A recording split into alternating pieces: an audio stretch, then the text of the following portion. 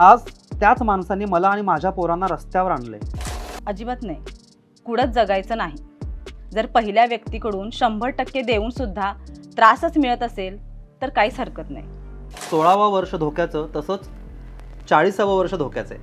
16व्या वर्षी ब्रेकअप होतात, 40व्या वर्षी डायव्हर्स होतात.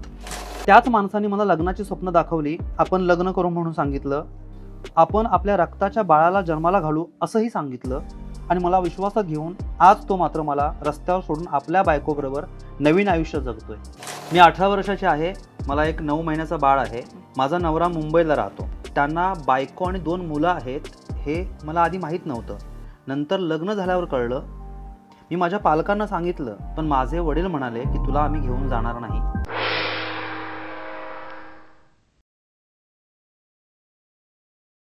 नमस्कार, मी सारिका. आजच्या आपल्या कमेंट्सच्या कार्यक्रमामध्ये तुम्हा सर्वांचं स्वागत. यूट्यूब, फेसबुक, इन्स्टा अशा सगळ्या मिळून जवळजवळ 1000-1200 कमेंट्स आल्या. त्यातल्या काही निवडक कमेंट्स आज आम्ही तुमच्यासमोर वाचून दाखवणार आहोत. म्हणजे खरं तर सगळ्याच कमेंट्स चांगल्या होत्या, विचार करायला लावणार होत्या. पण बऱ्याच कमेंट्सचा आशय सेम होता, रिपिटेशन नको म्हणून आम्ही त्यातल्या काहीच निवडलेले आहेत. खरं तर आजच्या कार्यक्रमामध्ये मी फक्त यांची सोबती आहे बरं का. म्हणजे यातल्या काही कमेंट्स मी वाचणार आहे, पण खऱ्या अर्थानं त्याचं विश्लेषण, चर्चा हे प्रदीपच करतील. तुम्ही आमच्या रील्समध्ये विचारताना की हे एवढं मोठं पुस्तकांचं कपाट कोण पुस्तकं वाचतं, तर हे वाचतात ते. आमच्या रील्सचे विषय तुम्हाला आवडतात, लेखन आवडतं, तर हे सगळं लेखन यांचंच असतं. कारण यांचा मानसशास्त्र, प्रेम, नाती यावरचं चिंतन आणि यावरचे विचार हे खरंच खूप चांगले आहेत आणि त्यामुळेच तुम्हाला आमच्या लेखनाचे विषय आवडतात. त्यामुळे आजच्या सोबती मी फक्त यांची सोबती आहे बरं का. म्हणजे हे कसं आहे की आधीच सांगून ठेवायचं, मी फक्त सपोर्टिंग ऍक्टर आहे, बाकी सगळं हे बघणार आहेत. म्हणजे काय चुकलं तर माझ्यावर खापर फोडायला बरं. हे सगळ्या बायकांना चांगलं जमतं, हे तुम्हाला कळलेलं असेल. काय हो, बरं चला, सगळ्यांनाच उत्सुकता आहे, आपण वाचायला सुरू करूया. तर मी मंडळी, कसा वाटलाय सेट? खास या कार्यक्रमासाठी सेट बनवलाय. सेटची गंमत सांगतो तुम्हाला. ही म्हणाली की मी साडी नेसणार, कारण रील्समध्ये किंवा व्हिडिओजमध्ये फार साड्या दिसत नाहीत माझ्या. तर म्हटलं एकच साडी नेसू नकोस, बाकीच्या टांगूया, म्हणजे लोकांना कळतील एवढ्या साड्या आहेत म्हणून या टांगलेल्या आहेत, काय डेकोरेशन वगैरे नाही. याची एक उत्सुकता असेल तुम्हाला. भांडी काय आहे, जोडीनं कधीही बसलं किंवा लग्न झालं, जोडीदार आला की भांडी आणि भांडणं फिक्स आहेत. म्हणजे 15 मिनिटापूर्वी आम्ही थोडंसं भांडण केलेलं आहे की कोण काय वाचणार आहे, आणि मग इथे बसलोय आपण आता, आणि भांड्यांच्या बाजूला मुद्दा मी बसलोय. म्हणजे काही भांडण झालंच हे वाचता वाचता, तर भांडणांचा आवाज यायला नको, डिफेन्स अशी याची रचना आहे करत. असू दे, भांडणानेच प्रेम वाटतं. हो. तर सुरुवात करूया. पहिली जी कमेंट वाचतोय ती निशिगंधा फुले यांची. ही इन्स्टावर आलेली कमेंट आहे. मित्रांनो, सांगायला आनंद होतोय की या त्यांच्या कमेंटवरच 40 रिप्लाय आहेत आणि जवळजवळ 600 लाईक्स आहेत त्यांच्या कमेंटला. व्हिडिओला सोडून द्या. तर वाचतोय, लग्नानंतर एखाद्याच्या प्रेमात पडणं हे ऐकायला किंवा वाचायला आवडणार नाही कदाचित, पण जी व्यक्ती असं करते किंवा प्रेमात पडते त्या व्यक्तीच्या परिस्थिती लक्षात घेतली पाहिजेत. कारण दुरून तुम्ही कोणालाही नाव ठेवणं सोपं आहे, पण जर त्या स्त्रीला घरात मान नसेल किंवा आदर किंमत मिळत नसेल, तर 2 शब्द प्रेमाचे मिळत नसतील, तर ती स्त्री सुखी नसते. बाहेरच्या माणसासाठी तिच्याकडे घर, गाडी, सोनं, दागिनं, साड्या सगळं दिसतं, पण तिच्या मनातील भावना किंवा तिला कशात सुख आहे हे मात्र दिसत नाही.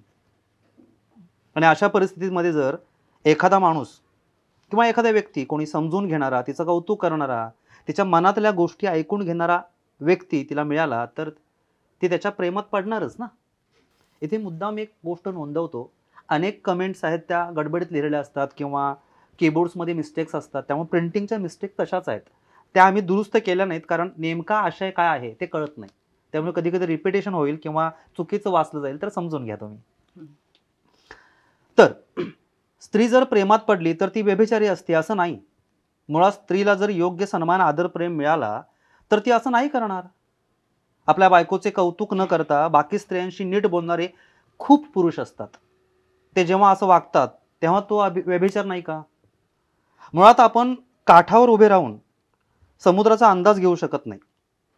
तसंच एखादी स्त्री व्यभिचारी आहे का हे किंवा आहे की नाही हे बोलण्याचा अधिकार निवड आपल्याला नाही करता येणार. आणि एखाद्याच्या प्रेमात पडणं म्हणजे प्रत्येक वेळी चुकीचंच असतं असं नाही ना. अर्थात लग्नानंतर प्रेमात पडणं हे योग्य आहे असं मला अजिबात म्हणायचं नाही. हा प्रत्येकाचा वैयक्तिक भाग आहे. वैयक्तिक भावनिक आणि त्यावेळची परिस्थितीनुसार निर्णय असणार आहे. फक्त अशी नाती फार टिकणारी नसतात, कारण काही पुरुष अशाच मानसिकतेचा आधार घेऊन किंवा अशी जी मानसिक भूक आहे एखाद्या व्यक्तीची तिचा आधार घेऊन बायकांना मतलबासाठी वापरून सोडून देतात. आणि त्यामुळे स्त्रियांनी या गोष्टीचा विचार केला पाहिजेत. अशी एक कमेंट आहे. अत्यंत विश्लेषणात्मक लिहिलंय बरं. या कमेंटमध्ये. पुढची कमेंट. खरं तर म्हणजे संस्कृतीवर बऱ्याच जणांनी कमेंट्स केलेल्या आहेत. त्यातल्या संस्कृतीवर ज्यांनी कमेंट्स केलेल्या आहेत त्या मी आता तुमच्यासमोर वाचून दाखवते. योगेश दादांनी ही कमेंट केलेली आहे. प्रेम करणे ही वाईट गोष्ट नाही, पण लग्नानंतर हे करणे याला काही मर्यादा आहेत. जर आपल्या आई वडिलांनी असं काही केलं असतं तर आपली काय अवस्था झाली असती. मग आपली मुलं आपल्याबद्दल काय विचार करतील हा पण प्रश्न आहे. हिंदू संस्कृती खूप छान आहे. मागच्या पिढीने काय केले याचा विचार करून आयुष्य जगा. अजून एक आहे, स्मिताताईंनी लिहिलेली आहे. आपला जोडीदार असताना दुसऱ्याच्या प्रेमात पडणे गैरवर्तन आहे. पहिली पत्नी किंवा पती आपल्यावर भरभरून प्रेम करत आहे तरी बाहेर शेण खाणे म्हणजे पहिल्या व्यक्तीवर अन्याय आहे. आणि शेण खायचं आहे तर पहिल्या व्यक्तीजवळ खोटं खोटं नाटक न करता आर्थिक पाठबळ देऊन मोकळे होणे. आपली संस्कृती खूप चांगली आहे, ती जपणं आपलं कर्तव्य आहे. या बाबतीत साध्या स्वभावाच्या स्त्रिया खूप भरडल्या जातात.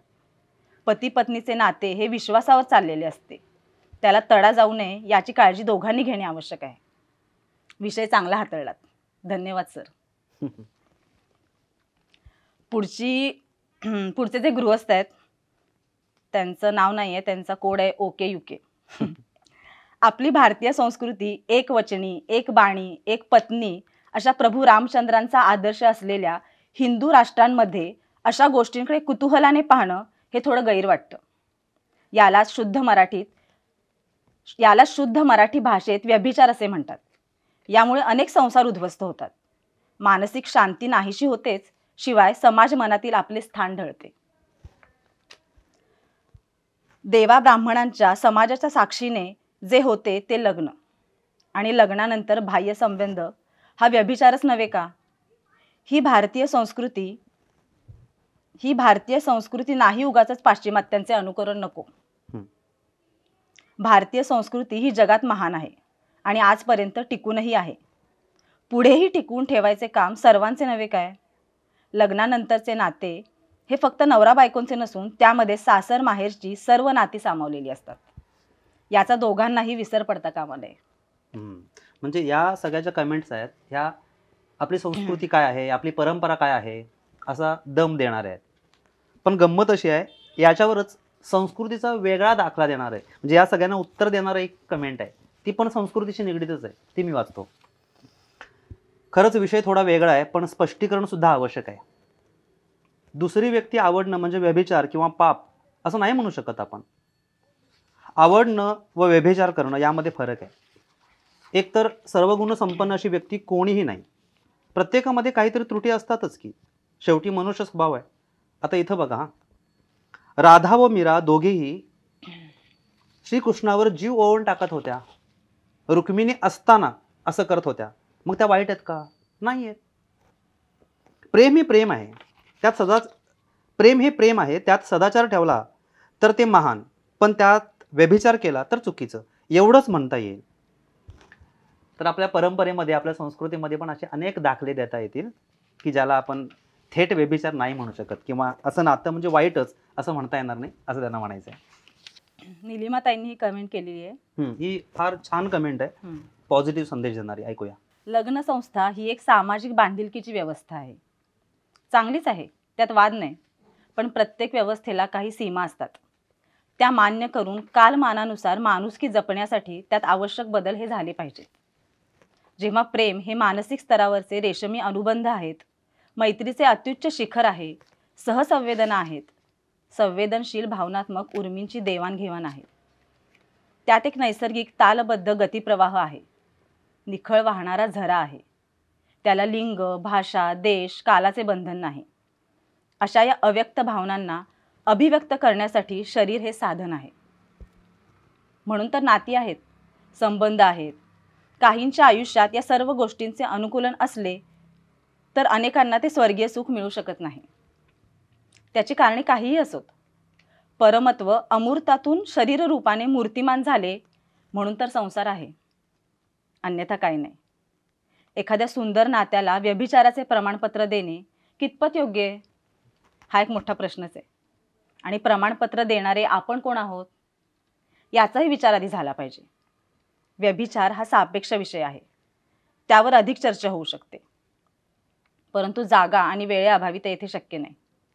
असो, अर्थात हे माझे वैयक्तिक मत किंवा विचार आहेत. आपल्यासारख्या प्रज्ञावंतांनी यावर अधिक प्रकाश टाकावा. मी मुद्दाम एक गोष्ट नमूद करेन.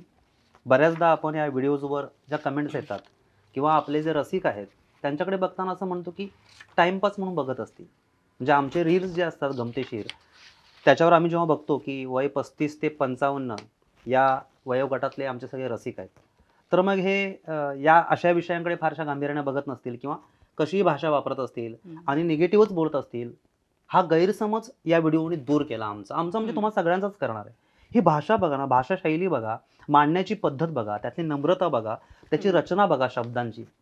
तर सोशल मीडियावर टवाळके करणारे किंवा टाइमपास करणारेच लोक असतात, हे अत्यंत चुकीचं आहे. अत्यंत प्रगल्भ आणि अशा या विषयांकडे गांभीर्यानं बघणारी मंडळी आहेत. तर मला वाटते की यासारखा आनंद नाही आमच्यासारख्या क्रिएटर्सना की जे या माध्यमातून तुमच्यापर्यंत पोहोचत आहेत. ही जशी उत्तम पॉझिटिव्ह कमेंट होती, तशा काही नकारार्थी कमेंट साहजिकच असणार आहेत आणि त्या विचारांचाही आम्ही आदर करतो. तशीच एक मी कमेंट वाचतो. आधीचे नाते बिघडत असेल तर त्याला पूर्वपदावर आणण्यासाठी प्रयत्न करा. नाहीच जमलं तर वेगळे व्हा. दुसऱ्या व्यक्तीकडून प्रेम शोधायचं आणि मग पहिल्या साथीदाराला सोडायचं हे चुकीचं आहे. म्हणजे हे कसं झालं, टीव्हीचं नवीन मॉडेल आपल्याकडे आलं की मग जुना टीव्ही जो आहे तो फेकून द्यायचा किंवा जोपर्यंत नवीन टीव्ही मिळत नाही तोपर्यंत जुना कसा बसा चालवायचा, हे वाईट आहे. फसवणुकीला समर्थन करणं हे चुकीचं आहे, ठाम सांगितले त्यांनी. बिनसला आहे तर सुधारायचा प्रयत्न करा. Love is necessary in a relationship but respect is most important. कोणालाही फसवणं म्हणजे त्याचा अपमान आहे, नात्यात हे चालणार नाही. अत्यंत उत्तम त्यांनी मांडलंय. वाटताना निगेटिव्ह वाटते कमेंट, पण फार परखड बोललेत ते. नितीन पाटील जे आहेत त्यांनी एक अनुभव शेअर केला आहे ह्या कमेंटमधून. त्यातल्या अनेक कमेंट्स आहेत त्या फक्त आपलं मत व्यक्त करणाऱ्या नाही आहेत, आपले अनुभव सांगणार आहेत. आता सुरुवातीला आम्ही फार लाईटली आणि छान छान वाचतोय, पुढे पुढे अत्यंत गंभीर किंवा याचं वाईट स्वरूप कसं होतं किंवा अत्यंत फनी स्वरूप कसं आहे हे सगळंच येणार आहे. पुढे पुढे ऐकूया. पुढची कमेंट अशी आहे की लग्नानंतर दुसऱ्या व्यक्तीसोबत प्रेम होणं हे योग्य आहे, पण प्रेम हे खरं असलं पाहिजे. पण अशा प्रेमाला समाज मान्यता देत नाही, जोडीदार सुद्धा मान्यता देत नाही. पण प्रेम होणं आणि त्या व्यक्तीसोबत आपण कायम अटॅच होणं ही आपली स्वतःच्या मनाची तयारी असते आणि आपण स्वतः त्या व्यक्तीमध्ये गुंतून जातो आणि त्या व्यक्तीमधून बाहेर पडणं कठीण होतं. सध्या मी ह्या रिलेशनमध्ये आहे, दुसऱ्या व्यक्तीच्या प्रेमात आहे. त्या व्यक्तीने मला प्रेमात पाडलं, मला तिची खूप सवय झाली. 5 वर्ष आमचं रिलेशन होतं, म्हणजे बायको असताना किंवा नवरा असताना असं म्हणू. आणि आता ती व्यक्ती अर्ध्यात माझी साथ सोडत आहे, सोडून गेलेली आहे. माझी मानसिक स्थिती ही अत्यंत वाईट आहे. त्या व्यक्तीमुळे माझ्यावर फार वाईट परिस्थिती आलेली आहे. हा एक अनुभव त्यांनी शेअर केला आहे. पुढचं जे नाव आहे ते असं काहीतरी वेगळंच नाव आहे, ट्रिगर मीन्स फॉर यू. स्त्री असो किंवा पुरुष कोणीही जर हा विवाहबाह्य संबंध ठेवत असेल तर ते महापाप आहे. कारण अवैध संबंध असलेल्या व्यक्तीच्या पतीला किंवा पत्नीला अतोनात त्रास होतो. कधी कधी तर आत्महत्या करण्याची वेळ येऊ शकते. बरेचदा हे होताना दिसतंही. इतकं दुःख समोरच्या व्यक्तीला कोणीही देऊ नये. प्रामाणिकच राहावे. अगदी शक्य नसेल तर घटस्फोट घ्यावा, पण दुसऱ्या व्यक्तीला असा त्रास देऊ नये. उत्तम कमेंट आहे. आणि यातलीच एक पुढची शेवटची कमेंट वाचतो. हे कशामुळे होतंय असं अमृताताई म्हणतात, अपेक्षांची अतिशयोक्ती आणि त्या सर्व अपेक्षा एकाच व्यक्तीकडून पूर्ण व्हाव्यात हा अट्टहास आणि त्यामुळे अधिक गोंधळ होतो. त्याला अपेक्षा पूर्ण करणारा किंवा करणारी भेटली की मग ऱ्हासाला सुरुवात होते. त्यापेक्षा थोडं थांबून विचार करून मग परिस्थिती बदलण्याचा प्रयत्न करावा. संवाद जो आजकाल हरवत चाललेला आहे तो संवाद साधायला पाहिजेत. नवरा बायकोने संवाद साधला तर फार नाती तुटायची राहतील.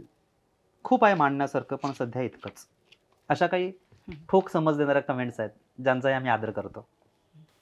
बऱ्याच वेळेला व्यक्त व्हायला आपल्या आजूबाजूला किंवा आपल्यासोबत माणसं नसतात, पण या कमेंट्सच्या माध्यमातून आम्हाला बरं वाटलं की बरेच जण व्यक्त झालेत कमेंट्समधून. तर पुढची कमेंट वाचते मी. लग्न ही समाजाने आखून दिलेली चौकट आहे. असे असंख्य स्त्री पुरुष लग्नाच्या बंधनात मन मारून किंवा स्वतःच्या भावना कोंडून ठेवून संसार करत आहेत. त्यामध्ये असते फक्त जबाबदारी, जिचे ओझे खांद्यावर घेऊन आयुष्यभर राहायचे आणि शेवटचे कोंडलेले श्वास घेत अखेरचा निरोप घ्यायचा. परंतु अशा वेळी बाहेर कोणीतरी एखादी व्यक्ती अशी येते, स्त्री किंवा पुरुष, जी मनाला मनापासून आवडते. दोघांची मने स्वभाव जुळतात आणि अशा नात्याला लोक लफडं किंवा अफेअर नाव देतात. पण शेवट असा प्रश्न येतो की लोकांच्या नावे ठेवणाऱ्यांना घाबरून जगायचे का स्वतःच्या मानसिक आनंदासाठी जगायचं? माझ्या मताप्रमाणे यात गैर काहीच नाही. फक्त दोघे एकमेकांना समजून घेणारे हवेत. वा. एक मी ऑब्झर्व केलेली गोष्ट सांगतो तुम्हाला की आपल्याला असं शिकवलं गेलं किंवा आधीपर्यंत आपण असं म्हणायचो की लग्न हा एक संस्कार आहे. आजही मानतो आपण, पण म्हणजे काय, संस्कार असल्यामुळे तो पाळायचा. म्हणजे दिल्या घरी तू सुखी राहा. तिथे एकदा मुलगीचं लग्न झालं की मग इंटरफेअर करायचं नाही. त्या दोघांनी काय असेल ते सहन करायचं, तिनं तसंच राहायचं. किंवा मुलगाही एकदा लग्न करून आणलं, बायको घरात आणली की दुसरा काही विचार वेगळा करायचाच नाही, मन मारून राहायचं. अशी आपली परंपरा आहे. आता मात्र ह्या कमेंट्समधून कळतंय की या सर्वच माणसांची भाषा बदललेली आहे आणि ही चांगली गोष्ट आहे. आता सगळं असं म्हणतात की लग्न ही एक व्यवस्था आहे किंवा लग्न व्यवस्था ही एक चौकट आहे किंवा लग्न करणं ही एक रचना आहे. संस्कारापासून थोडीशी फारकत घेणारी ही भाषा असली तरी सगळ्यांना नमूद हे करायचं आहे की ती ठरवून दिलेली चौकट आहे, जी कधी कधी मोडणं अपेक्षित आहे किंवा ती आपल्याला प्रचंड बंधनकारक त्रासदायक होत असेल तर तिचा वेगळा विचार करायला हरकत नाही. तर ही मला वाटते की सदृढ समाजाची लक्षणं आहेत. असो, तर मी जसं मगाशी सांगितलं की काही लोक फक्त मतं न व्यक्त करता अनुभव व्यक्त करतात, व्यक्त केलेले आहेत. मी एक मुद्दाम गोष्ट सांगेन अशी की यातल्या अनेक कमेंट्स आम्ही घेतलेल्या नाहीत. काही कमेंट्स पर्सनल आहेत, ज्या आम्हाला पर्सनल आयडीवर सुद्धा आलेल्या आहेत. त्याच्यावरून आम्हाला असं वाटलं की प्रचंड मानसिक ताण करून अनेक जोडपी राहत आहेत किंवा काही लोकांना सोडायचं आहे, काही लोकांना परत जुळवायचं आहे. गेली 5-5, 10-10 वर्ष आपलं नातं सुरळीत होण्यासाठी लोक संघर्ष करत आहेत आणि त्यांचं प्रमाण खूप आहे. त्यामुळे या सगळ्यावर या व्हिडिओनंतर तुम्ही खूप चर्चा करावी, एकमेकांना व्हिडिओ शेअर करावा, या उद्देशानं आम्ही खरं तर हा कार्यक्रम घ्यायचा ठरवला आहे. कार्तिक असं त्या आयडीचं नाव आहे. हे चुकीचं नाही आहे, पण जर आपल्याला एखादी व्यक्ती आवडत असेल तर खात्री करा की तो आपल्याला साथ देईल का, नाहीतर उगाच आयुष्य फुकट जाईल आपलं. माझ्याबरोबर झालं आहे असं. माझं लग्न झालं आहे, त्या व्यक्तीचं पण लग्न झालेलं आहे. माझी पण मुले आहेत आणि त्याला पण मुलं आहेत. त्याने मला आपलं करण्यासाठी खूप प्रयत्न केला. मला सवय लागली, हळूहळू मी त्याच्या प्रेमात पडली, तो पण पडला. कारण माझ्या नवऱ्याबरोबर खूप प्रॉब्लेम चालू आहेत आणि त्याच्या बायकोबरोबर. हळूहळू आमच्यामध्ये जवळीक निर्माण झाली आणि आम्ही एकमेकांशिवाय राहत पण नव्हतो. दिवसभर बोलणं असायचं, खूप प्रॉमिसेस दिले. त्याने आयुष्यभर एकत्र राहायची स्वप्न दाखवली. त्यामुळे मी माझा संसार पण सोडला. कारण त्याने मला एवढी स्वप्न दाखवली की मी त्या स्वप्नांसाठी माझ्या मुलांना घेऊन घर सोडलं. म्हणजे नवऱ्यासोबत जी राहत होती, नवऱ्याला सोडून ती आता बाहेर पडली. आज त्याच माणसाने मला आणि माझ्या पोरांना रस्त्यावर आणलंय. त्याच माणसाने मला लग्नाची स्वप्न दाखवली, आपण लग्न करू म्हणून सांगितलं, आपण आपल्या रक्ताच्या बाळाला जन्माला घालू असंही सांगितलं. असं बोलून बोलून 3 वर्ष मला लटकत ठेवलं आणि मला विश्वासात घेऊन आज तो मात्र मला रस्त्यावर सोडून आपल्या बायकोबरोबर नवीन आयुष्य जगतोय आणि मला दाखवलेली स्वप्न आणि प्रॉमिसेस तोडून टाकली आहेत. आज मी ज्या परिस्थितीत जगते आहे ना, त्यावरून तरी मी सांगते की लग्नानंतर प्रेम हे चुकीचं नाही, पण ती व्यक्ती त्या लायकीची किंवा योग्यतेची हवी. आपल्या प्रेमासाठी हे जगणं, असं बघणं हे गरजेचं आहे. थँक्यू. मला वाटतं एवढं दुःख झाल्यानंतर, एवढं सोसल्यानंतर ही बाई ठामपणे म्हणते की लग्नानंतर प्रेम होणं चुकीचं नाही. तो समोरचा माणूस फक्त योग्यतेचा पाहिजेत. मला वाटतं ही सुद्धा तिच्या विचारातली प्रगल्भता आहे. आमच्या शुभेच्छा आहेत, तुम्ही या सगळ्यातून लवकर बाहेर पडाल, आपल्या पायावर उभं राहाल आणि सिद्ध करून दाखवाल की तुमचा निर्णय बरोबर होता. खरं तर प्रेम ही गोष्ट अशी आहे की जी सगळ्यांनाच हवी असते, पण ती योग्य व्यक्तीकडून जर मिळाली तर त्यासारखा आनंद नाही. अगदी. पुढची कमेंट रियाताईंची आहे. बऱ्याच वेळेला लग्न म्हणजे काय हे कळायच्या आत लग्न होऊन जातं, किंवा काही गोष्टी वयामानासोबत नाही वेळेवर झाल्या की घाई गडबडीत चुकीच्या व्यक्तीसोबत घडून जातात. ती एक चूक नंतर जबरदस्ती स्वीकारून लग्न हे करावंच लागतं, कारण नाही केलं की ज्या मुली स्वतःहून असे संबंध प्रस्थापित करतात त्यानंतर त्याच नात्याला जबरदस्तीचे नाव देऊन अडकवायला बघतात. मी एका अशाच दोघांना बघते, जे दोघेही लग्नाच्या बंधनात तर आहेत, पण गेली 11 वर्ष एकमेकांवर नितांत प्रेमही करतात. साहजिकच समाजाला लपवून करतात. कारण काय तर कायदा. कमालीची गोष्ट आहे, ज्या दोन लोकांना एकमेकांसोबत राहण्यातच काहीच भावनिक बंध नाहीत, ते फक्त एकमेकांना त्रास कसे देऊ शकतात यासाठी कायद्याने नवनवीन शस्त्र आणली आहेत. विवाहबाह्य संबंधांना माझा सपोर्ट आहे असं नाही, पण या दोघांकडे बघून मला सतत वाटतं, प्रत्येक वेळी केवळ लग्न झालं आहे म्हणून नवरा किंवा बायकोबरोबर आणि विवाहबाह्य संबंध असलेले दोघे चूक असा नाही होत. जर तो पुरुष अथवा स्त्री हे चरित्रहीन असते तर 11 वर्ष एकमेकांसोबत निष्ठेनं न राहता अनेक संबंध असते त्यांचे, पण तसं नाही. मग अशी कुठली गोष्ट आहे जी या दोघांना 11 वर्ष बंधनात ठेवू शकते? आणि ज्यांच्याशी यांनी लग्न केलं आहे त्यांच्याशी यांची भावनिक जवळीक जराही नाही. समाजाला दाखवायला असेल, पण मनापासून नाहीच. असती तर आधी यांच्या जोडीदाराकडून खूप सारा त्रास हे दोघेही सहन करून एकमेकांच्या पाठीशी ठाम उभे आहेत. लपून छपून आजही भेटतात, बोलतात, सगळं शेअर करतात. प्रॉब्लेम मध्ये असले की एकमेकांना सपोर्ट करतात. पण ज्यांनी यांच्याशी लग्न केलं आहे त्यांचं कॉन्ट्रीब्युशन यांच्या पडत्या काळात शून्य आहे. पण हक्क, अधिकार हे मिळवण्यासाठी कायद्याचा वापर करून पाहिला आहे. आपला समाज अशा महिलांना किंवा पुरुषांना सपोर्ट करतो ज्यांच्याकडे नवरा किंवा बायको असण्याचा स्टॅम्प आहे आणि त्या लोकांना नीच ठरवतो. ज्यांचं मनापासून एकमेकांवर प्रेम आहे. मुलं, फॅमिली, समाज, कायदा यांच्या ओझ्याखाली अशी नाती मरण पावतात आणि मग उरतात ते नुसते देह, मन मारून कर्तव्य निभावणारे. काय लिहिलंय बघा. म्हणजे यातली गोष्ट जी आहे, जी त्यांनी अनुभव सांगितला आहे, ती ऐकताना काही लोकांना आवडणार नाही कदाचित, असं का होतंय. पण त्यानंतरच्या 4 ओळी ज्यांनी त्या मांडलेल्या आहेत, तर असं वाटतं की म्हणजे एक उत्तम लेखकाने हे लिहिलंय. कदाचित लेखिका असतीलही त्या, पण यातल्या अनेक कमेंट अशा आहेत की आम्हाला अभिमान आहे की आमचे रसिक एवढे प्रगल्भ आहेत. तर आमची जबाबदारी खरं तर वाढली इथून पुढे. तर धन्यवाद अशी कमेंट केली. आणि अशा अनुभवाच्या आधाराने तुम्ही जेव्हा मांडता एखादी गोष्ट तेव्हा ती जास्त पडते. दुसरा असाच एक अनुभव वाचतोय मी पण. अशी अनेक नाती जी बनतात त्यातला हा एक वेगळा आणि भन्नाट प्रकार आहे, आणि हा सत्य आहे हे महत्वाचं. सदानंद असं त्यांचं नाव आहे. इथे सगळ्यांची नावं जी वाचलेत ती इनिशियल किंवा कधी कधी आम्ही खोटीच नावं घेतलेली आहेत. खरं सांगायचं तर त्यांची खरी नावं आणि पूर्ण नावं आम्ही मुद्दाम वाचलेली नाहीत, कारण या कार्यक्रमामुळे त्यांच्या वैयक्तिक आयुष्यात काय व्हायला नको, त्यामुळे अनेकदा ही टोपण नावच आहेत. त्यांनी लिहिले माऊली. जरा ही लिहिताना देवनागरीत नाही लिहिली, इंग्लिशमध्ये लिहिली, रोमन, त्यामुळं वाचताना थोडीशी जरा गोंधळ व्हायची शक्यता आहे.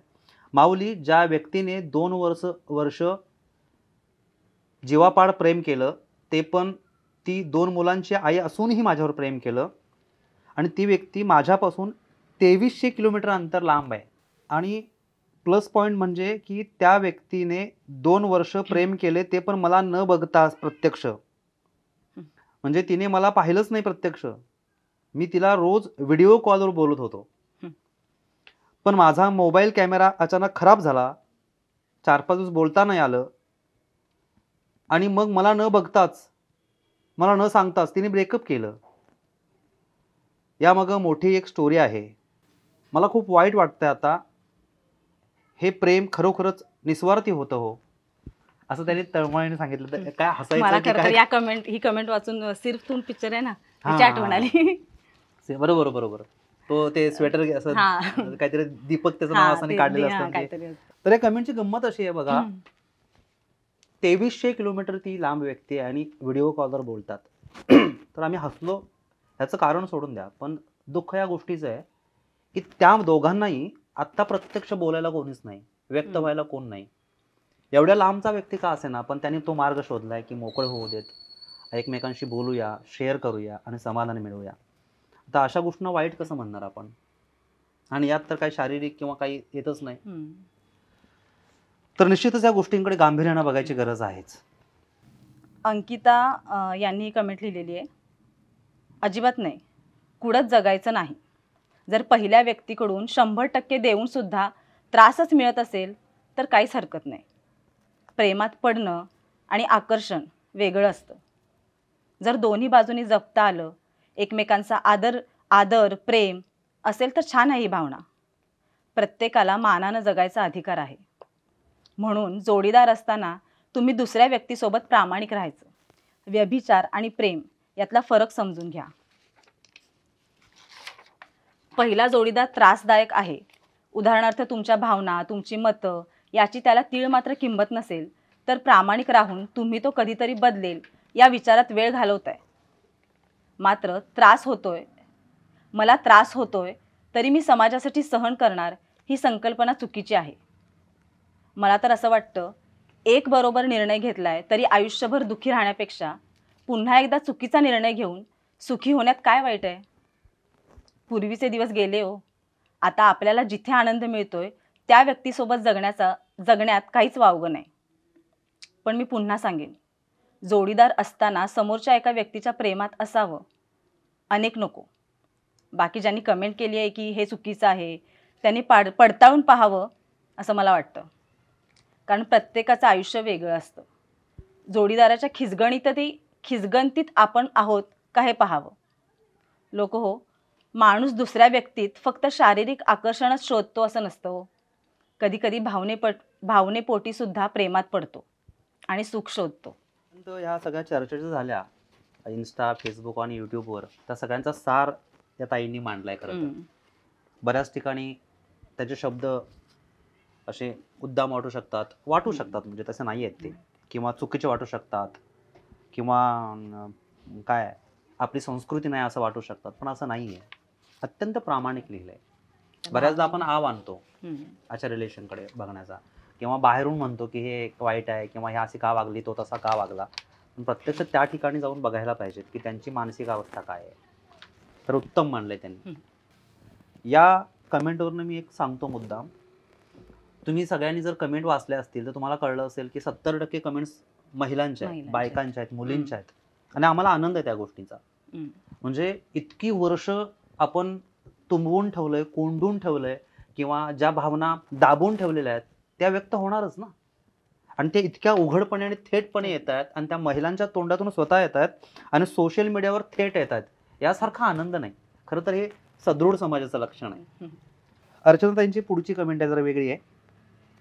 खरं तर हा विषय किंवा ह्या गोष्टी मला अजिबात आवडत नव्हत्या. म्हणजे अनेक मंडळी जे म्हणतात ना की वाईटच आहे, हे असं नको, ज्याने कधी अनुभवलं नाही, तर ह्याने अनुभवल्यानंतर काय झालं हे सांगितलंय. तर ह्या गोष्टी मला अजिबात आवडत नव्हत्या, किंवा कोणाचं तरी असं ऐकलं तर चिड यायची. पण मी सोशल मीडियावर आले आणि मला कळलं की मी इनकरेक्ट आहे. हे खूप कॉमन आहे. कारण मी या जगात नव्हतेच वावरत. घर, संसार, मुलगा, किचन गार्डन इतकंच, एवढंच विश्व होतं माझं. नंतर मी लोकांना समजायला लागले हळूहळू, काही खरोखर दुःखी आहेत त्यांच्या वैवाहिक आयुष्यात. त्यांनी मग काय करावं ना. इच्छा नसतानाही एखादी व्यक्ती आवडलीच, प्रेम झालं, तर काय चूक आहे मग याच्यात, असं वाटायला लागलं यांना आता.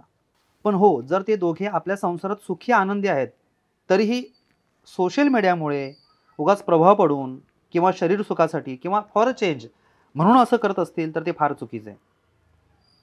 मला वाटतं ही अत्यंत महत्त्वाची बाब आहे की त्या एक संसारात रमलेल्या स्त्री आहेत, त्यांनी थोडंसं डोकावून जरा आजूबाजूला बघितल्यावर कळलं की आपण सुखी आहोत किंवा आपण स्वीकारलंय म्हणजेच सगळं जग असं नाहीये.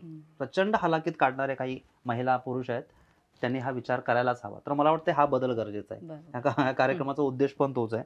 इथे ना मला एक कविता आठवली, आपण सकाळी बोलता बोलता म्हटली बघ, ती कविता तुम्हाला वाचून दाखवायला मला आवडेल. शशी डंभारेंची ही कविता आहे. चहा.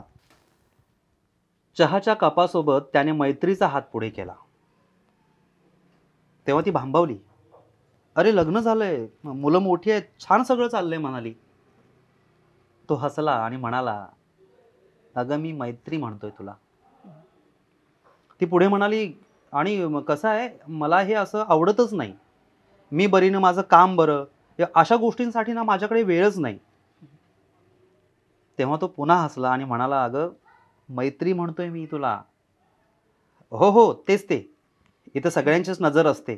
सगळ्यांना उचापती पडल्यात, प्रमोशन तोंडावर आहे, साध्या साध्या गोष्टींचंही काहूर माजतं इकडे माहिती आहे. तो पोट धरून हसला आणि म्हणाला, अगं म्हणूनच मी मैत्री म्हणतोय तुला. इतके बोलताना धाप लागलेली तिला. चहा तर थंडगारच निवून गेलेला. मग अचानक तिच्या डोळ्यात उष्ण उष्ण पाणी. कित्येक दिवसात खरे तर असे म्हटलंच नाही कोणी. त्याने शांतपणे खिशातून रुमाल काढला, सहजतेने तिच्या समोर धरला. मग ती अजूनच कोसळली, अजूनच फुंदली, डोळ्यांच्या काठाने मनसोक्त वाहिली. यावेळी तो हसला नाही. तिच्या नजरेत पाहून तो म्हणाला, इतक्याच साठी तर मी मैत्री म्हणतोय तुला. खरंच खूप छान आहे कविता. तर याच्यावरून कळलं असेल की याची गरज आहे.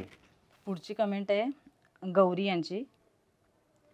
ॲक्च्युली खरं सांगायचं तर ज्या घरांमध्ये नवऱ्याच्या जीवावर खाणाऱ्या बायका असतात, सहसा त्या या भानगडीत पडत नाहीत.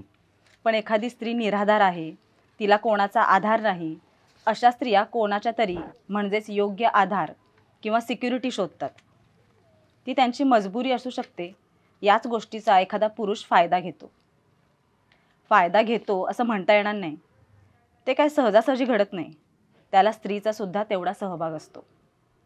एखाद्या स्त्रीला नवरा असून सुद्धा तो बिनकामी काही उपयोगाचा नसलेला अशा बायका आधार मिळवण्यासाठी असं काही पाऊल उचलू शकतात.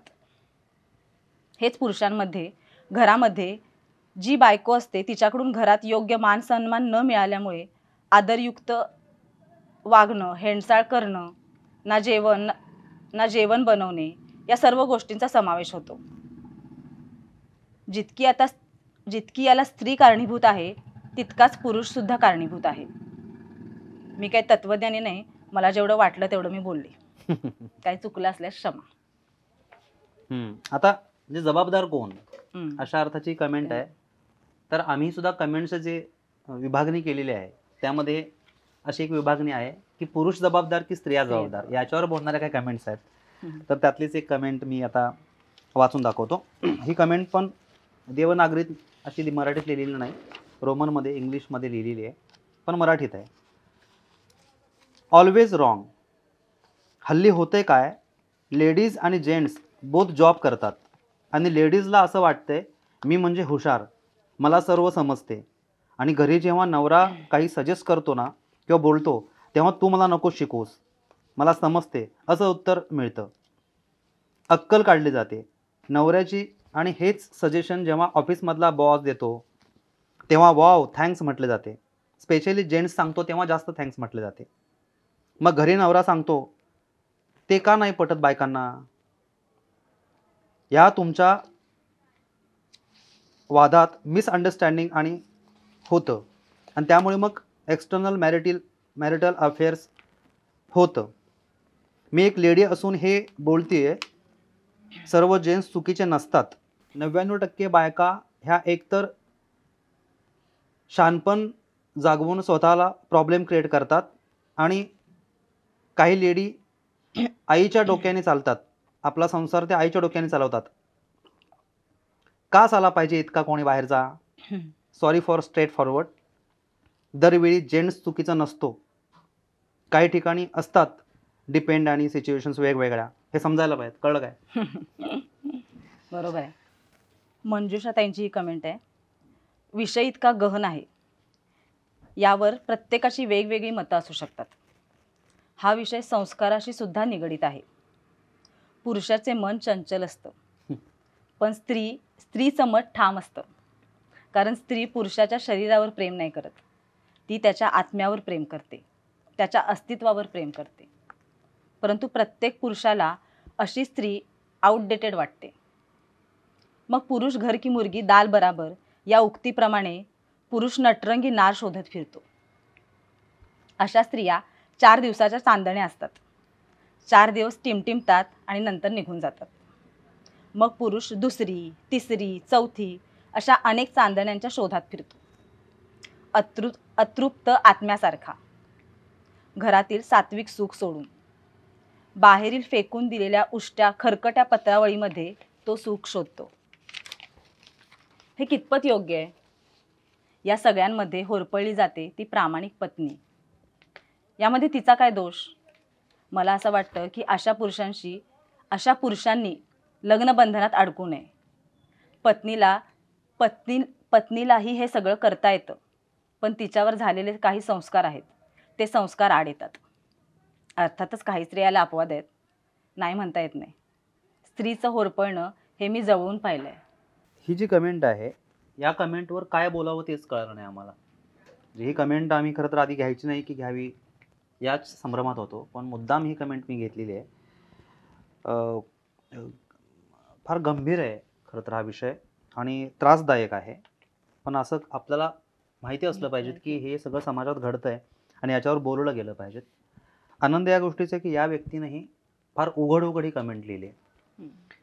कमेंटचा विचार करून आम्ही नाव नाही वाचणार आहोत, पण कमेंट अशी आहे, मी 18 वर्षाचे आहे आणि मला एक 9 महिन्याचा बाळ आहे. मी हे 18 वर्षाचे आहेत आणि 9 महिन्याचा बाळ आहे, म्हणजे अत्यंत कमी वयाच्यात. म्हणजे हा सुद्धा एक लिगल प्रश्न उपस्थित होतो. पण असो, मी 18 वर्षाचे आहे, मला एक 9 महिन्याचा बाळ आहे. माझा नवरा मुंबईला राहतो आणि त्यांनी मला फसवून माझ्याशी लग्न केलं आहे. कारण त्यांना बायको आणि 2 मुलं आहेत हे मला आधी माहीत नव्हतं. नंतर लग्न झाल्यावर कळलं. मी माझ्या पालकांना सांगितलं की असं असं आहे सगळं, मला नाही राहायचं इथे. पण माझे वडील म्हणाले की तुला आम्ही घेऊन जाणार नाही. मी माझ्या नवऱ्याला सुद्धा नको झाले आता. फक्त समाजापुढे आपला मान टिकवून ठेवावा यासाठी लग्न केले माझ्यासोबत आणि आता काही बदल करत नाही आहेत. ते महिन्यातून एकदा कॉल करतात आणि आपण आपल्या मुंबईच्या बायकोबरोबर राहतात. मला आयुष्यभर सासू आणि सासरे यांच्यासोबत ठेवणार आहेत असं सांगितलेलं आहे. मला काहीच समजत नाही काय करावं. सध्या मी माझ्या एका मित्रासोबत बोलती आहे, गेली 15 दिवस झाले आणि त्या मित्रासोबत सगळं व्यक्त करते आहे. मला वाटत नाही की मी काही चूक करते. खरंच म्हणजे विचार करायला लावणार आहे. निशब्द आहे. म्हणजे खरं तर ही काय आपण पोलीस किंवा कोर्टाची ही सगळी गोष्ट आहे. फसवणूक आहे, फार उघड फसवणूक आहे आणि आश्चर्य आहे. आणि तुम्हाला कळावं म्हणून कमेंट घेतली की तरीही ती बाई राहते, नाही सोडलं तिने. 19-20 वर्षाची मुलगी असेल ती आत्ता. तिने का निर्णय घेतला नसेल? अशी काय समाज व्यवस्थेत आपल्याची रचना आहे की ती नाही राहू शकत एकटी किंवा सोडू शकत नाही? आणि मला आश्चर्य वाटते तिच्या आई वडिलांचं की त्यांनी म्हणजे मुलीची जबाबदारी सुद्धा नाकारली त्यांनी. म्हणजे ती 18 वर्षाची आहे, म्हणजे अत्यंत आपण जेनझीज जे म्हणतोय त्या पिढीची ती आहे. या वयातल्या मुली सुद्धा निर्णय घेऊ शकत नाही अशी आपली समाज रचना अजूनही आहे आणि आपण मोठ्या मोठ्या बाता करतो. या कमेंटवरून एक गोष्ट आठवली. माझे एक मित्र आहेत आपले डॉक्टर शेरे सर, ते वप्पू काळेंची एक ओळ मला नेहमी सांगतात, एक क्षण भाळण्याचा आणि बाकी सगळे सांभाळण्याचे. अशीच एक पुढची कमेंट आहे. वर्षा राणे ताईंची कमेंट आहे. खरं तर हा विषय नाजूक आहे तसा तर तो खूप वर्षापासून चालू आहे. पहिल्या काळात हा एक सामाजिक स्टेटसचा विषय होता. महिला शांत राहत होती. आणि आजही आहे. आजही समाज कितीही पुढारलेला असला तरी काही बाबतीत, काही विचारसरणीत तो तसाच आहे, सुधारलेला नाही. आणि ती गोष्ट जर स्वतःशी किंवा स्वतःच्या कुटुंबाची असेल तर माणूस सगळी फिलॉसॉफी बाजूला ठेवतो. आणि खरं आहे, कितीही खोटं वाटत असलं तरीही. म्हणजे बघा, आपण मगापासून फार नवीन विचारांचं बोलतोय की मुलींनी असं बोललं पाहिजे, मुलं असं बोलतायत म्हणजे छान आहे. पण याने एक अचूक बोट ठेवलं या गोष्टीवर. इतकं बोलत असून सुद्धा जेव्हा स्वतःवर ती पाळी येते, स्वतःच्या कुटुंबावर येते, तेव्हा फिलॉसॉफी बाजूला राहते आणि बायकाच सहन करतात. यावरून मला एक संजीवनी बोकील यांची कविता आठवली. अं, कुणी नसलं तरी चालेल, कुणी नसलं तरी चालेल, तुझी तू राहा. कुणी नसलं तरी चालेल, तुझी तू राहा. तुझ्या डोळ्यांनी फक्त तुझं जग पहा. हास जेव्हा ओठ असतील, हास जेव्हा ओठ असतील, रड जेव्हा डोळे रडतील. हसण्यावर, अश्रूंवर तुझी सत्ता ठेवून राहा. कुणी नसलं तरी चालेल, तुझी तू राहा. खरंय, तुझी तू राहा. जसं हे आतापर्यंत महिला पुरुष असंच फक्त चाललंय, तर कुटुंब यामध्ये सामील आहे की नाही, कुटुंबाचा काही रोल आहे की नाही, यासाठी ही पुढची कमेंट आहे. अमरीश भिलारे यांचं नाव आहे आणि खरं नाव आहे. ह्या आमच्या अनेक रील्सवर हे कमेंट करत असतात, उत्तम बोलत असतात. मी गेली 15 वर्ष ज्योतिषशास्त्र अभ्यासक आहे आणि त्या अनुषंगाने मी 500 पेक्षा जास्त कुंडल्या या वैवाहिक समस्या या विषयावरती पाहिल्या आहेत. प्रेमविवाह असो किंवा ठरवून केलेलं लग्न असो, हे टिकणं हे दोघांच्याच नव्हे तर दोन्ही कुटुंबांची जबाबदारी आहे. मुलीला सासरी मिळणारी वागणूक आणि नवऱ्याचा स्वभाव हे सुद्धा कारणीभूत ठरतं. प्रेम, जिव्हाळा, आपुलकी आणि मानसिक प्रोत्साहन मिळत नसेल तर नवरा असो किंवा बायको, जिथे ते मिळतं तिथे समाधान शोधायला लागतात. कधीकधी वयाने मोठी बाई त्याला आवडू लागते, तर कधीकधी एखादा तरुण तिला आवडू लागतो. कारणे बरेच असू शकतात, पण असमाधानी वैवाहिक जीवन हे प्रमुख कारण असते. असे संबंध योग्य व अयोग्य हे विचाराल तर मी म्हणेन प्रत्येकाला त्याचं सुख आणि समाधान मिळवण्याचा अधिकार आहे. माझ्या मते ते काहीच गैर नाही. पण असे करताना कोणाला फसवू नये, अंधारात ठेवून कोणाचेही आयुष्य वाया घालवू नये. शक्यतो अशा व्यक्तींनी मनाचा ठाम निर्णय घेऊन विवाह न करण्याचा निश्चय करावा. कारण विवाह म्हणजे कायद्यात अडकण्याची गोष्ट आहे. आणि आपल्याला बंधन नको असं वाटत असेल तर माझ्यासारखा विवाहासारखी गोष्ट न करण्याचा निश्चय करावा. कारण जीवनात करण्यासारखे बरेच आहे. काय इंटरेस्टिंग आहे, म्हणजे मला इंटरेस्टिंग असं आहे म्हणजे याने स्वतः लग्न नाही केलेलं, पण हे तुमचं लग्न जुळवून देऊ शकतात. आणि एवढं सगळं विचार करूनही तुम्ही जर एकटे राहणार असाल तरी जगण्यात खूप काही करण्यासारखं आहे. क्या बात आहे. त्याच्या पुढची कमेंट आहे विजय यांची. सुप्रीम कोर्टाने सांगितले की नातं योग्य आहे, हे नातं योग्य आहे कारण ते एकमेकांच्या सहमतीने रिलेशनमध्ये आहेत. प्रश्न हा आहे की आपण एकमेकांना धोका किंवा फसवतो. कुठली स्त्री उगाच कोणाच्या प्रेमात पडत नाही. तिला तिच्या आयुष्यात जे सुख, समाधान, प्रेम तिच्या जोडीदाराकडून मिळत नाही ना, म्हणून ते असे पाऊल उचलतात. समाजात अशा खूप स्त्रिया आहेत की त्यांचे नवरे खूप दारू पितात, बायकांना त्रास देतात. काही स्त्रिया कमी वयात विधवा झालेल्या असतात. अशा स्त्रियांना त्यांच्या भावना समजून घेणारा, त्यांच्या सुखदुःखात साथ देणारा कोणी पुरुष भेटला तर त्या स्त्रिया अशा पुरुषांकडे आकर्षित होतात. माझ्या मते हे नातं योग्य नाही, पण आपल्यामुळे तिच्या आयुष्यात सोनेरी किरण येत असतील किंवा ती समाधानी असेल तर ते योग्य आहे. हे कमेंट आहे, तिरकस कमेंट आहे थोडीशी, पण मुद्दाम घेतले. ते चांगले रसिक आहेत आमचे, नेहमी कमेंट्स करत असतात. अशा अनेक कमेंट्सचं प्रतिनिधित्व म्हणून ती घेतलेली आहे. हा विषय भारतीय संस्कृतीत बसत नाही, तरीही चित्रपट कलाकारांवर असलेले प्रेम, कार्यालयातील सहकार्यालयावरील आकर्षण हे त्यातील नेतृत्व गुण, कामातील चटपटीतपणा, टापटीपणा, व्यक्तिमत्व यामुळे होतं. परंतु ते फिजिकल रिलेशनशिप आहे, नात्यापर्यंत जात नाही. तेव्हा प्रेम, आकर्षण याच्या मर्यादा जाणून भारतीय संस्कृतीतील गाईडलाईनप्रमाणे वागावे. म्हणजे आता आपण एवढं बोललो, एवढ्या बायकांचे प्रश्न आहेत त्यांनी उघड उघड मांडलेले आहेत आणि इतकी मानसिक कुचंबणा होती आहे, तरीही अशी एक विचारसरणी आहे. तर या विचारसरणीला वाईट म्हणून चालणार नाही. ही विचारसरणी एक काळ आपलं सगळं अस्तित्व टिकवून ठेवलेलं आहे, आदर्श आहे, अनेक इतर दोषांपासून आपल्याला रोखते. पण मुद्दाम ही इथे घेतलेली आहे.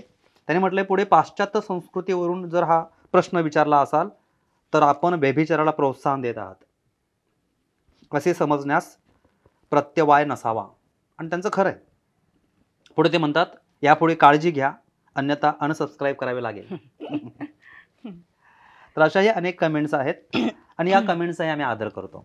आम्हाला आनंद आहे की फार हक्कानं अधिकारानं रसिक आमच्यापर्यंत आपलं म्हणणं पोहोचवतात. यानंतरची कमेंट आहे अत्यंत महत्त्वाची कमेंट आहे आणि म्हणजे मला अभिमान आहे या गोष्टीचा की ही कमेंट मी वाचून दाखवणार आहे. अभिमान यासाठी आहे, तुम्हाला ते ऐकताना कळेल.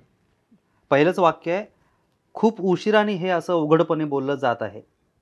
म्हणजे खूप आधीच खरं तर या विषयांच्यावर फार उघडपणे बोलायला आपण शिकायला पाहिजे होतं आणि या काळात आम्हाला ती संधी तुम्ही दिलेली आहात, तुम्ही रसिकांनी. तर फार छान वाटतंय, बरं वाटतंय. तर खूप उशिराने हे असं उघडपणे बोललं जात आहे, सामाजिक दृष्ट्या नाही, पण हे एक माझं वैयक्तिक पातळीवर मी बोलते आहे.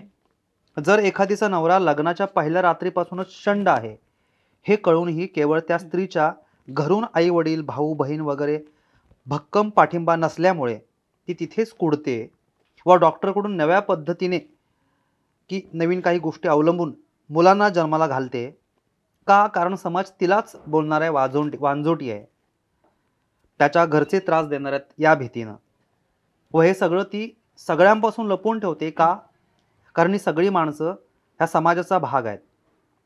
ते ऐकतील, सोडून तर देतील किंवा त्यांना हवा तसा अर्थ काढतील, त्यातून कदाचित नवीनच त्रास उद्भवेल म्हणून. पण तिला खरं असे अनेक पुरुष तिच्या आयुष्यात आलेले आवडलेले होते, आकर्षक वाटले होते. तिने जन्माला घातलेल्या मुलीच्या प्रेमामुळे, जबाबदारीमुळे तिने पुढे कधीच नेले नाही त्या नात्यांना. पण सध्या ती चितेप्रमाणे रोज जळते, एक एक दिवस आयुष्य काढते आहे. तर खरंच स्त्रीने दुसऱ्याच्या प्रेमात पडावे व काही अंतरावर जवळीक साधून आपली भावना जपावी. फार थेटपणे हा मुद्दा मांडलाय त्यांनी की इतक्या टोकाचे मुद्दे एका एका कुटुंबात चालू आहेत आणि ते सगळं खापर त्या महिलेवर फोडलं जातं आणि ती बिचारी आपली संस्कृती आहे, माणसं काय म्हणतील, लोक काय म्हणून आयुष्यभर कुढत काढते. हे काढायची गरज नाही असं त्यांनी थेट सांगितलेलं आहे. खरं तर यांनी थेट सांगितलंय, पण जे पुरुष मंडळी आहेत, तिचा नवरा जोडीदार किंवा तिचे आई वडील, तिचे घरातले, यांनी समजून घ्यायला पाहिजेत की यातून वेगळा मार्ग काढायला हवा. तिच्या भावनांना काहीतरी किंमत आहे, तिला आयुष्यात पुढे जाऊन काहीतरी करायचं आहे. तर मला वाटतंय की तुमच्या आजूबाजूला अशा महिला असतील, तुमच्या आयुष्यात अशा महिला असतील किंवा पुरुष असतील, तर मला वाटतं जोडीदारांनी हे संभाषण करून, संवाद साधून याच्यावर मार्ग काढला पाहिजे. फार उघड सांगायचं तर तिची इच्छा नसेल तर तिला मोकळं करावं. बरोबर. पुढची कमेंट आहे पूनम यांची. त्याने कंसात दिले, गणिती संकल्पना. चूक बरोबर ही गणितीय संकल्पना आहे, ती येथे लागू नाही होत. योग्य अयोग्य, पाप पुण्य असे पण म्हणू शकत नाही, कारण स्थल काल परिस्थिती व्यक्ती परत्वे प्रेमाची व्याख्या करता येत नाही. प्रेम समजून उमजून नाही करता येत, ते होतं, होणाऱ्यालाही कळत नाही. का होतं, किती थांबवू म्हटलं तरी थांबवता येत नाही, आवरू म्हटलं तरी आवरता येत नाही. लग्न हे माझ्या दृष्टीतून तरी समाज मान्यता मिळवण्यासाठी आपण करत असलेली तडजोड आहे, कारण विवाह ही एक समाज व्यवस्था आहे.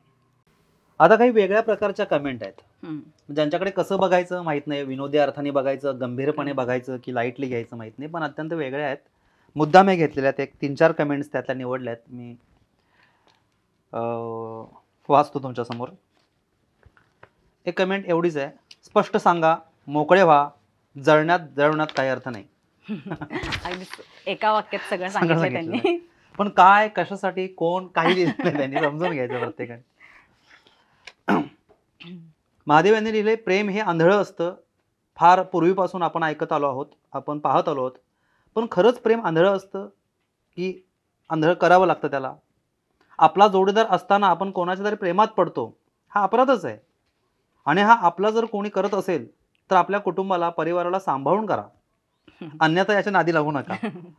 त्यांनी खोटचं गोष्ट सांगितलेलं आहे बाबा, लपून छपून काय असेल ते. हे कमेंट आहे, काय बोलावं याच्यावर कळत नाही. तुझ्याकडून उत्तर हवं आहे मला. हा जयप्रकाशाने लिहिलंय, जोडीदारावर संशय घ्यायला एक वय असतं, पण काही बायका नवऱ्याच्या 70ही संशय घेतात. त्यांना काय करावं? माझ्यासारखा बिनधास्त काही करू शकतो, कोणाची तमा न बाळगता. बाकी तुम्ही चर्चा चालू ठेवा. म्हणजे तुम्हाला काय म्हणायचं काय आहे? काय बायका तुम्ही 17 वर्षी. काय ओके. दुसरे आहेत प्रकाश.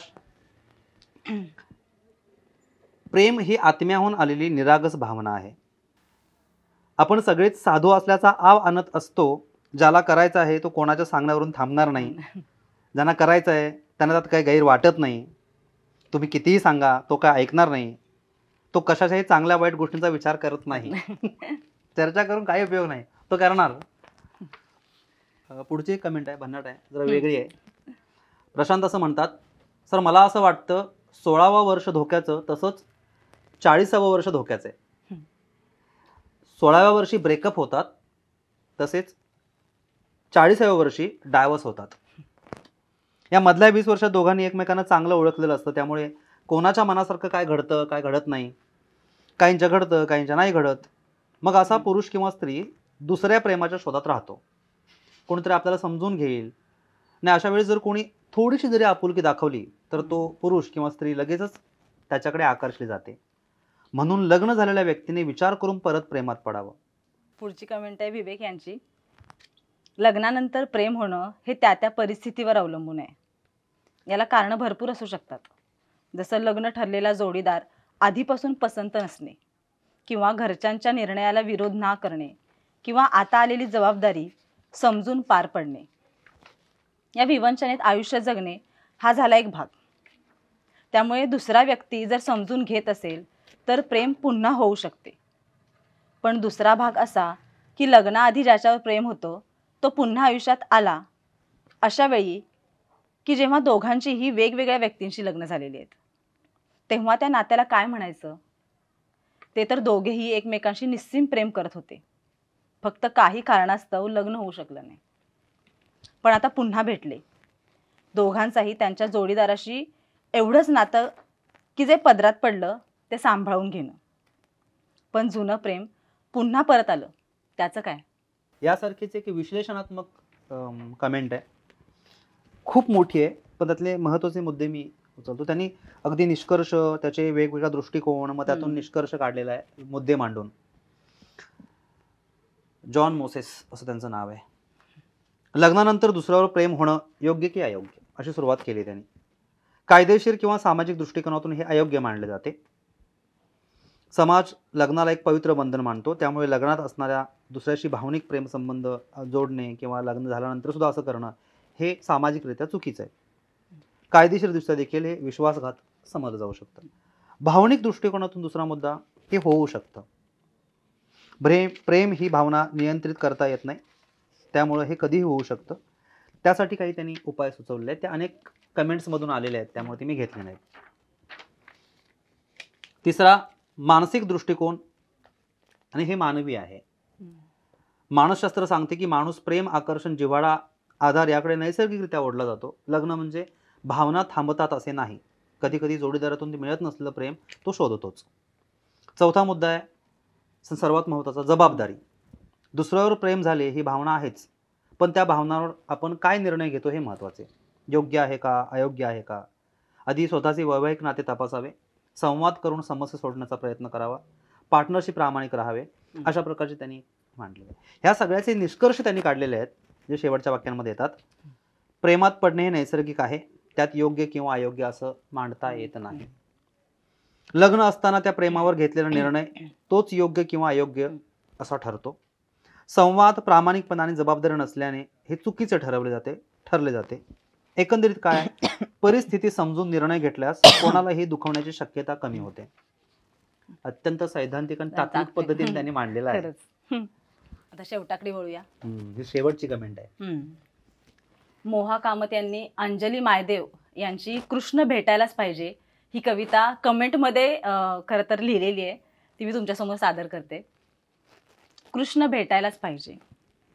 आयुष्यात प्रत्येक वळणावर कृष्ण भेटायलाच पाहिजे. मनातलं बोलायला, लिहिलेलं वाचायला, रेखाटलेलं दाखवायला आणि कधी गायलेलं ऐकवायला. हक्काचा सवंगडी पाहिजे. आणि म्हणूनच प्रत्येकाला एक कृष्ण भेटायलाच पाहिजे. मुळात नात्यांच्या पलीकडचे भावबंध जोडणारा एक हक्काचा सवंगडी पाहिजे. लहानपणापासून जपलेल्या अनेक नात्यांचीही वय वाढत असतात. त्या नात्यांचे काळाप्रमाणे अर्थ बदलत असतात. तसंच ते पूर्वीचं निर्व्याज अबोध नातं पुन्हा जमायला पाहिजे. आणि याकरताच आयुष्यात कृष्ण भेटायला पाहिजे. तो कृष्ण तीही असू शकते. आपल्या मनातलं सारं जाणणारी ती असते. कधीही आपलं खोलवर मन रितं करता आलं पाहिजे. असा हक्काचा, विश्वासाचा कृष्ण भेटलाच पाहिजे. खरंच त्या मुरलीधराकडे मुरली होती का? की अनेकांच्या मनात रुंजणारी त्याची ती आश्वस्त मैत्री होती? त्याच्या अस्तित्वाने अनेक मनातून उमटत असाव्या आनंद लहरी, आणि त्यांचीच ऐकू येत असावी रुंजणारी मुरली. अनेकांच्या मनामध्ये मुरणारा तो मुरली मनोहर प्रत्येकाला भेटायला पाहिजे. आयुष्यात प्रत्येक वळणावर कृष्ण भेटायला पाहिजे. क्या बात आहे. खरंच आहे, कृष्ण भेटायलाच पाहिजेत. त्यात एक वाक्य आहे, तो तीही असू शकते, तो कृष्ण तीही असू शकते. मला वाटतं की भारतीय परंपरेने जगाला सर्वात मोठं काय दिलं असेल तर त्यांनी कृष्ण दिलाय. मित्र, सखा, प्रियकर, नवरा, या सगळ्यामध्ये आदर्श कोण असेल तर कृष्ण. जसं या कृष्णाला आपण बांधूच शकत नाही एका नात्यात, तसंच इथे आहे. आणि तरीही तो प्रामाणिक राहतो. त्यामुळं तुम्हा सगळ्यांना तुमच्या आयुष्यात कृष्ण भेटायलाच पाहिजेत असं मला वाटतं. मित्र हो, आता थोडंसं हे संपलंय म्हणून बोलतो. जेव्हा आम्ही ठरवलं की या सगळ्या कमेंट्स वाचून याच्यावर कार्यक्रम करायचा, कारण 3 मिनिटात ते होणार शक्य नव्हतं, तेव्हा ठरलं की चला आपण शनिवारी करून फार लांब जायला नको, कारण भरपूर लोक अजून लिहित आहेत. म्हणजे काल अगदी आम्ही पोस्ट केली की उद्या कार्यक्रम आहे, त्या पोस्टवरही भरभरून लिहिलंय. त्यामुळे या 2 दिवसातल्या तर कमेंट्स आम्ही घेऊच शकलो नाही. दुसरं, खरं तर हिचे आभार. हिला अचानक मी सांगितलं की आपण दोघं मिळून हे वाचणार आहोत, तर ती म्हणाली तालीम कधी करायची. मुळात ती शिक्षिका आहे एका शाळेत, आणि मग तिथे गॅदरिंगची रिहर्सल चालू आहे, त्या मुलांचं शिकवणं चालू आहे, आणि त्यात मग ह्याच्या तालमीला कधी वेळ मिळणार. त्यामुळे आम्ही काही तालीम केली नाही. आज दुपारी बसलो आणि सॉर्टिंग करून दिलंय. हे जे रंगीबेरंगीत कागद लावलेले दिसतात इथे, कशानंतर काय आहे, हे शल्वीनी केलंय, म्हणजे आमच्या मुलगीनी केलंय. बऱ्याच लोकांचा हा प्रश्न असतो, आमच्या दोघांना काही मुलबाळ आहे की नाही असं विचारतात. तर आहे एक मुलगी, तर तिने हे केलंय. याचं जे शूटिंग सगळं चालू आहे ते आता आमच्या समोर आहेत, ते तुम्हाला फोटोमध्ये मी दाखवेन. सागर भोसले आणि सिद्धार्थ कोकरे सकाळपासून ही तयारी करतायत मुलं. कालपासून कसा कार्यक्रम असावा, कसं बोलवलं जावं याची चर्चा करतायत. ही जी सगळी मांडणी आहे या स्क्रिप्टची, तिला कुठे कधी वाक्य घ्यायची, कधी काटछाट करायचं आहे, त्या स्क्रिप्टचं काम सगळं मानसी पाथरे हिने केलंय. तर असं हे सगळं टीम वर्क आहे. आमचा एक मेंबर आहे, तो सध्या स्वतःच्या लग्नाच्या गडबडीत असल्यामुळे तो फक्त फोनवरून आमच्या बरोबर असतो. रुपेश्री तांबे आता शिंदे होणार आहे. तर असं हे टीम वर्क आहे, आणि जुळून आणून तुमच्या समोर सादर केलं. याचा फार थेट आणि सरळ उद्देश होता, उत्तम कार्यक्रम झाला पाहिजे, काय आता व्ह्यूज मिळवायचे नाही असं नव्हताच. मला इच्छा होती की हे सगळे विचार एकाच व्हिडिओमधून अधिकाधिक लोकांपर्यंत पोहोचावे.